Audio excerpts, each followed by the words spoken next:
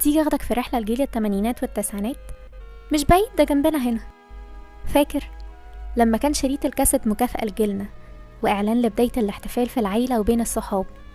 كنا بنسيب اللي ورانا واللي قدامنا عشان نسمع، وكأن دي فرصتنا الوحيدة. لكن الحقيقة اللي أنا وإنت عارفينها كويس إنها كانت فرصتنا الوحيدة فعلا. زيها زي كل شيء كان صعب نقدر نعوضه وقتها. يعني صعب يفوتك حلقة من مسلسل فتعرف تشوفه من تاني، وصعب تزود ساعة في السايبر لو مصروفك خلص، وشبه مستحيل تنفرد بالأتاري في أي يوم غير الأجازة.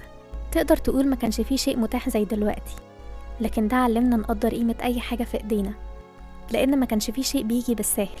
كل اللي بنتمناه عزيز، ومن وقتها اتزرع جوانا خوف بأن اللي في إيدينا يروح. وده السبب اللي بيخلينا جيل وفي متشعبط في كل ذكرى وفي كل حدوتة حتى لو خلصت.